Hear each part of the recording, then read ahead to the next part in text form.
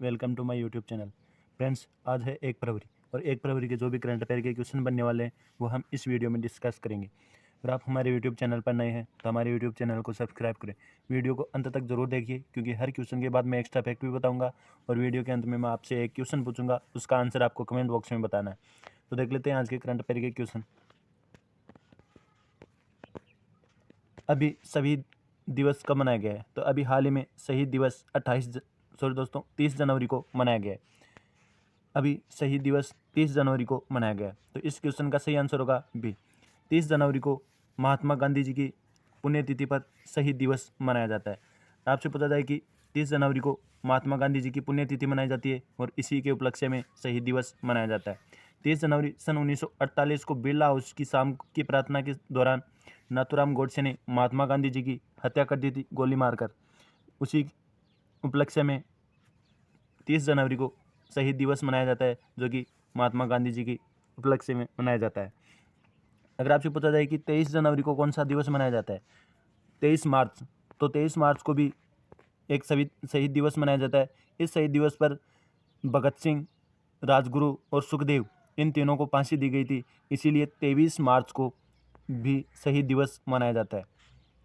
तो इस क्वेश्चन के बारे में इतनी जानकारी ध्यान में रखनी है कि 23 मार्च को शहीद दिवस मनाया जाता है। इसमें भगत सिंह, राजगुरु और सुखदेव को फांसी हुई थी, इसलिए 23 जनवरी को शहीद दिवस मनाया जाता है। और 30 जनवरी को इस दिवस में महात्मा गांधी जी की पुण्यतिथि है और इसी के उपलक्ष्य में 30 जनवरी को शहीद दिवस मनाया जाता है। देख लेते हैं नेक्स्ट क्वेश्चन। अभी कौंसिल डिक्शनरी ने किस शब्द को वर्ड ऑफ द ईयर 2021 चुना है? तभी हाल ही में एनएफटी को कौंसिल डिक्शनरी ने वर्ड ऑफ द ईयर 2021 चुना है। इस क्वेश्चन का सही आंसर होगा ए। देख लेते हैं नेक्स्ट क्वेश्चन। ऑस्ट्रेलिया ओपन 2022 का खिताब किसने जीता है? तभी हाल ही में ऑस्ट्रेलियन ओपन 2022 का महिला खिताब एशले बार्टी ने जीता है। इस क्वेश्चन का सही आंसर होगा C, Ashleigh Barty. Ashleigh Barty Australia की नंबर 1 टेनिस टूर्नामेंट खिलाड़ी है और अभी ऑस्ट्रेलियन टेनिस टूर्नामेंट 2022 का आयोजन ऑस्ट्रेलिया में किया गया है और इसकी विजेता ऑस्ट्रेलियन खिलाड़ी एशले बार्टी रही है। यह महिला एकल का खिताब जीतने वाली खिलाड़ी है। अगर आपसे पूछा जाए कि राफेल नडाल क्या है, तो राफेल नडाल भी ऑस्ट्रेलियन ओपन 2022 का पुरुष वर्ग का खिताब राफेल नडाल ने जीता है। राफेल नडाल ने 21वां ग्रैंड स्लैम पुरस्कार जीतकर विश्व रिकॉर्ड बनाया है कि 21वां ग्रैंड स्लैम जीतने वाले खिलाड़ी हैं राफेल नडाल। और यह है इवान डोडिंग और क्रिस्टिना मलादेनोविक। यह दोनों इवान डोडिंग और क्रिस्टिना मलादेनोविक, इन दोनों ने युगल ऑस्ट्रेलियन ओपन 2022 का खिताब जीता है। इवान डोडिंग और क्रिस्टिना मलादेनोविक यह फ्रांस की खिलाड़ी हैं, फ्रांस की एथलीट है क्रिस्टिना मलादेनोविक। राफेल नडाल यह स्पेन के खिलाड़ी है और एशले बार्टी यह ऑस्ट्रेलिया की एक एथलीट है और एशले बार्टी ने महिला ओपन का सिंगल का खिताब जीता है। राफेल नडाल ने पुरुष वर्ग का सिंगल का खिताब जीता है। देख लेते हैं नेक्स्ट क्वेश्चन। साइबर हमले के प्रभाव के आकलन के लिए सेफ सिक्योरिटी और किस के बीच में साझेदारी हुई है? तभी हाल ही में इन्फोसिस और सेफ सिक्योरिटी के बीच साझेदारी हुई है, जिसमें साइबर हमले के प्रभाव का आकलन किया जाएगा। तो इस क्वेश्चन का सही आंसर होगा बी, इन्फोसिस के बीच और सेफ सिक्योरिटी के बीच यह साझेदारी हुई है। अगर आपसे पूछा जाए कि इन्फोसिस है तो इन्फोसिस की स्थापना कब हुई थी?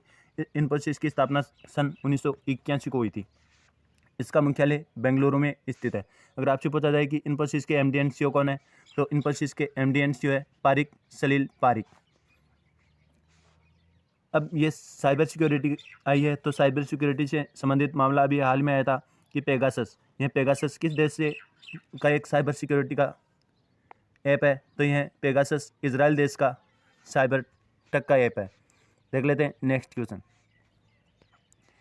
बिजली के क्षेत्र में सुधार के लिए किसे 7,309 करोड़ रुपए मिले? तभी हाल ही में राजस्थान और आंध्र प्रदेश इन दोनों राज्यों को बिजली क्षेत्र में सुधार के लिए 7,309 करोड़ रुपए मिले। तो इस क्वेश्चन का सही आंसर होगा सी, उपयुक्त दोनों, यानी राजस्थान और आंध्र प्रदेश इन दोनों को ही 7,309 करोड़ रुपए बिजली सुधार के लिए दिया गया। अब ये आंध्र प्रदेश है, तो आंध्र प्रदेश के बारे में आपसे पूछा जाए कि इसके सीएम कौन है, तो जगन मोहन रेड्डी आंध्र प्रदेश के सीएम है।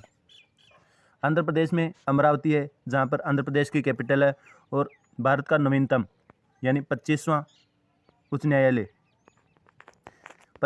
न्यायालय यह भी अमरावती आंध्र प्रदेश में ही है। अगर आपसे पूछा जाए कि विशाखापट्टनम यह कहाँ पर स्थित है, तो रेलवे का 18वां जोन विशाखापट्टनम ये भी आंध्र प्रदेश में ही स्थित है। तो आपको इस क्वेश्चन के माध्यम से इतनी जानकारी ध्यान में रखनी है। देख लेते हैं नेक्स्ट क्वेश्चन। किस मंत्रालय ने विजन डॉक्यूमेंट जारी किया है? तो अभी हाल ही में हमारे खाद्य मंत्रालय ने विजन डॉक्यूमेंट जारी किया है। तो इस क्वेश्चन का सही आंसर होगा बी, खाद्य मंत्रालय। यानी आपसे पूछा जाए कि खाद्य प्रसंस्करण और उद्योग मंत्री कौन है, तो हमारे खाद्य और प्रसंस्करण और उद्योग मंत्री हैं पशुपति कुमार पारस, और इन्होंने ही अभी विजन डॉक्यूमेंट जारी किया है। देख लेते हैं नेक्स्ट क्वेश्चन। किस आईआईटी के शोधकर्ताओं ने कोविड के निदान के लिए एआई संचालित तकनीक का विकसित की है? अभी हाल में आईआईटी जोधपुर के शोधकर्ताओं ने कोविड-19 के निदान के लिए आर्टिफिशियल इंटेलिजेंस संचालित तकनीक विकसित की है। तो इस क्वेश्चन का सही आंसर होगा ए, आईआईटी जोधपुर। ये राजस्थान की प्रसिद्ध आईआईटी है, और इन्हीं के शोधकर्ताओं ने कोविड-19 के निदान के लिए आर्टिफिशियल इंटेलिजेंस संचालित तकनीक विकसित की है। अभी मैंने बताया था कि आर्टिफिशियल इंटेलिजेंस इससे संचालित तकनीक विकसित की है जोधपुर आईआईटी ने। इसमें क्या होगा, इसमें होगा कि एक पेशेंट कोविड पॉजिटिव है और एक पेशेंट कोविड नेगेटिव है, तो इन दोनों के फेफड़ों का एनालिसिस किया जाएगा और इसी के द्वारा कोविड-19 का इलाज किया जाएगा। अभी कुछ दिनों पहले मैंने बताया था कि चीन के वैज्ञानिकों ने एक कोविड-19 के दूसरे वेरिएंट की खोज की है, तो वह कौन सा था, यह मुझे कमेंट बॉक्स में बताएं। सऊदी अरब ने चोरी के रत्नों पर 30 साल के विवाद के बाद किस देश के साथ संबंध बहाल किए? तभी हाल में सऊदी अरब ने चोरी के रत्नों पर 30 साल के विवाद के बाद थाईलैंड देश के साथ संबंध बहाल किए। तो इस क्वेश्चन का सही आंसर होगा सी, थाईलैंड। थाईलैंड देश के साथ संबंधों पर बहाल किया है, क्योंकि 30 साल बाद चोरी के रत्नों पर विवाद था और विवाद को अब बहाल कर दिया गया। तो इसके सऊदी अरब ने थाईलैंड के साथ संबंध बहाल किए। अब यह है थाईलैंड। तो थाईलैंड की कैपिटल क्या है? थाईलैंड की कैपिटल है बैंकॉक। थाईलैंड की करेंसी थाई बहत, और थाईलैंड के वर्तमान में पीएम है प्रयुत चान ओ जा। तो मैंने अभी क्वेश्चन पूछा था कि चीन के शोधकर्ताओं ने कोविड-19 के किस वेरिएंट की खोज की थी, तो उस वेरिएंट का नाम है नियाकोव। देख लेते हैं नेक्स्ट क्वेश्चन। भारत और फिलीपींस ने ब्रह्मोस मिसाइल की बिक्री के लिए कितने मिलियन डॉलर का समझौता किया है? तभी हाल में फिलीपींस ने भारत की ब्रह्मोस मिसाइल की खरीद के लिए समझौता किया था, और अब भारत और फिलीपींस ने ब्रह्मोस मिसाइल की बिक्री के लिए लगभग 375 मिलियन डॉलर का समझौता किया है। तो इस क्वेश्चन का सही आंसर होगा बी। अब ये भारत और फिलीपींस देश के बीच ब्रह्मोस मिसाइल की बिक्री के लिए 375 मिलियन डॉलर का समझौता हुआ है। यह फिलीपींस के साथ हुआ है। तो फिलीपींस के बारे में देख लेते हैं। फिलीपींस की कैपिटल क्या है? मनीला। फिलीपींस की कैपिटल है मनीला। फिलीपींस की करेंसी है पेसो, और वर्तमान में फिलीपींस के प्रेसिडेंट है रोड्रिगो डुटेर्टे। अगर आपसे पूछा जाए कि एडीबी का मुख्यालय कहाँ स्थित है, तो एडीबी का मुख्यालय भी मनीला फिलीपींस में स्थित है। अगर आपसे पूछा जाए कि अंतर्राष्ट्रीय चावल अनुसंधान संस्थान इसका मुख्यालय कहाँ स्थित है, तो इसका भी मुख्यालय मनीला फिलीपींस में स्थित है। आपको इस क्वेश्चन के माध्यम से इतनी जानकारी ध्यान में रखनी है। देख लेते हैं नेक्स्ट क्वेश्चन। किसने गगनयान मिशन के लिए तरल प्रणोदक आधारित विकास इंजन का परीक्षण किया है? तभी हाल ही में इसरो के द्वारा गगनयान मिशन के लिए तरल प्रणोदक आधारित विकास इंजन का सफल परीक्षण किया है। इस क्वेश्चन का सही आंसर होगा ए। अभी इसरो ने तमिलनाडु राज्य में विकास इंजन का अभी कुछ दिनों पहले ही सफल परीक्षण किया था, और अब तरल प्रणोदक आधारित विकास इंजन का परीक्षण इसरो के द्वारा किया गया है। अब ये इसरो के द्वारा किया गया है, हम देख लेते हैं इसरो की फुल फॉर्म क्या है। तो इसरो की फुल फॉर्म है इंडियन स्पेस रिसर्च ऑर्गेनाइजेशन। अगर आपसे पूछा जाए कि इसकी स्थापना कब हुई थी, तो इसकी स्थापना सन 1969 को हुई थी। और इसका मुख्यालय बेंगलुरु में स्थित है। अगर आपसे पूछा जाए कि इसरो के वर्तमान में चेयरपर्सन कौन है, तो इसके चेयरपर्सन है एस सोमनाथ। देख लेते हैं नेक्स्ट क्वेश्चन। अभी केंद्र सरकार ने कितने गांव को उत्कृष्टता के गांव के में बदलने का फैसला लिया है? तो अभी हाल ही में केंद्र सरकार ने 150 गांवों को उत्कृष्टता गांव के में बदलने का फैसला लिया है। तो इस क्वेश्चन का सही आंसर होगा बी। अभी कुछ वर्ष पहले 29 गांवों को केंद्र सरकार ने इजराइल के साथ मिलकर उत्कृष्ट गांव में बदल दिया है, और अब लगभग 150 गांवों को केंद्र सरकार ने इजराइल देश के साथ मिलकर उत्कृष्टता गांव के रूप में बदलने का फैसला किया है। अब ये इजराइल के साथ क्या है, तो हम इजराइल के बारे में देख लेते हैं। इजराइल की कैपिटल है यरूशलेम, जिसे जेरूशलम भी कहा जाता है। इजराइल की करेंसी है न्यू शेकल। इजराइल के वर्तमान में पीएम है नेफ्ताली बेनेट। अभी इजराइल के इसाक हर्जोग नए राष्ट्रपति बने। ओपेक 16 नामक स्पाइस सैटेलाइट ये इजराइल के द्वारा लॉन्च किया गया। जलवायु परिवर्तन को राष्ट्रीय सुरक्षा मुद्दा घोषित करने वाला देश इजराइल बना। बड़े पैमाने पर इनप्लेटेबल मिसाइल डिटेक्शन सिस्टम का परीक्षण इजराइल देश के द्वारा किया गया।